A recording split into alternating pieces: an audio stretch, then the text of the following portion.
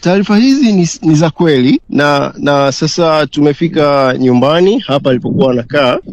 Tumekuta mlango umevunjwa, tumekuta nyaya za umeme zimekatwa, ni zile security lines za umeme za juu ya ukuta. Tumekuta mlango wa gate kubwa umevunjwa. Tumekuta mlango wa ndani umevunjwa. Tumeingia ndani, tumekuta damu nyingi sana zimemwagika.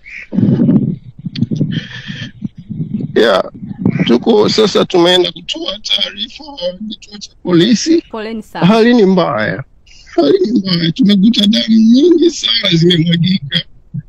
Poleni sana. Je, mmepata vipi taarifa ya tukio hili? Sasa mwenye nyumba alitupigia simu asubuhi kwa sababu ana kijana wake yuko maeneo ya hapo karibu.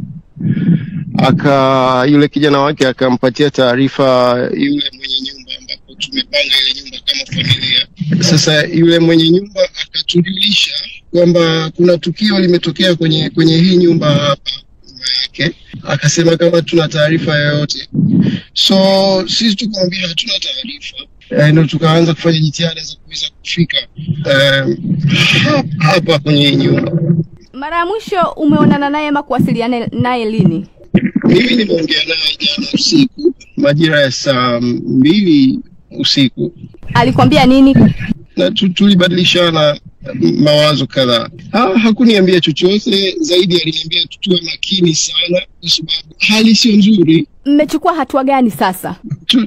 Hiyo asubuhi tumefika tukakuta kuna mtu amekuja pale na Land Cruiser kama ya polisi. Akajibu pale maswali na sisi baadaye tukamuuliza yeye ni nani.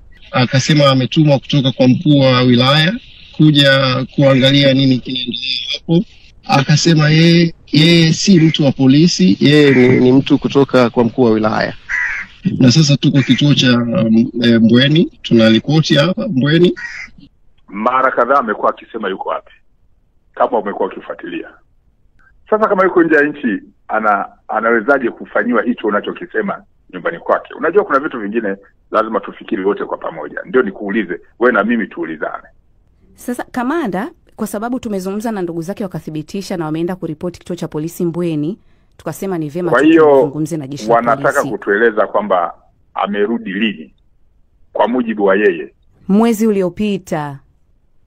Na kweli unathibitisha alirudi? Mimi siwezi kuthibitisha, ila ndugu wametueleza kwamba walionana naye mwezi uliopita. Labda kwa kifupi sana. Naam. Taarifa hiyo kama unavyofuatilia wewe na mimi naifuatilia.